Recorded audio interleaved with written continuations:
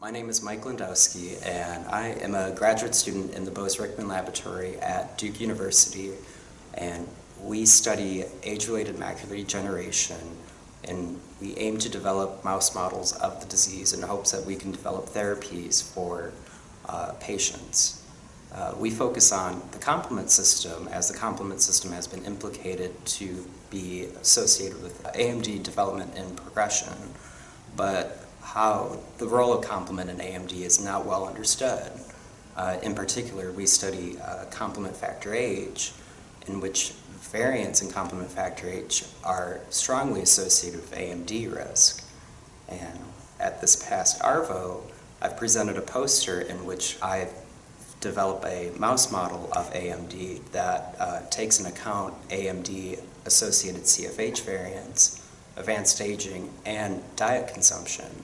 And in fact, that dietary cholesterol is a critical component that I need in my diet to elicit AMD-like pathologies in my mice.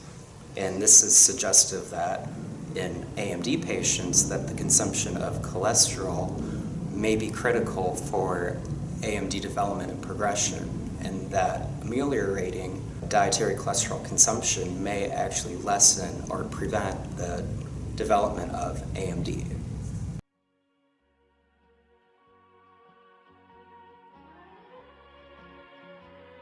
So my initial mouse model that I developed, which I focus on the CFH-YFRO2 polymorphism as one of the most strongly associated genetic risk factors for AMD. We have two lines of mice, one line of mice that makes the benign YFRO2 variant, and the other line of mice that makes the risk-associated HFRO2 variant.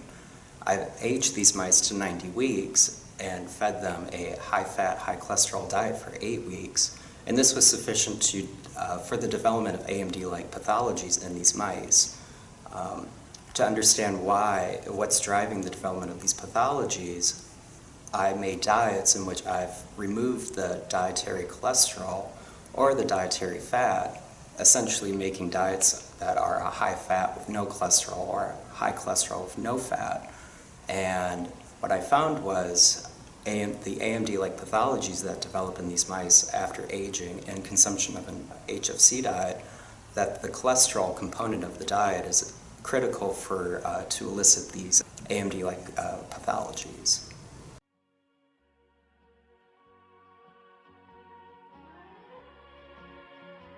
That eating a healthy diet, that what we know from the epidemiological studies is eating a lot of vegetables and eating a lot of fish, omega-3s and omega-6s, that lessens the progression, that raising those and decreasing bad foods that have a lot of cholesterol, that in patients, monitoring their cholesterol intake would be important.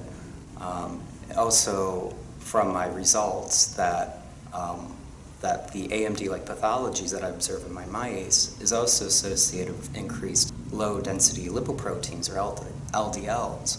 So AMD patients, or patients at risk for developing AMD, should be monitoring their LDL levels as well. Also, a critical part that I always kind of lessen down, that it looks like genotype is critically important.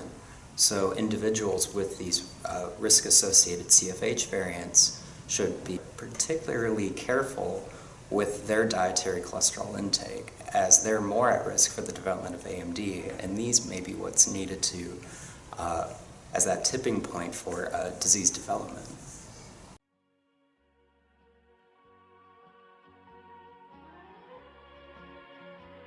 The next step is to really understand what the dietary cholesterol is doing.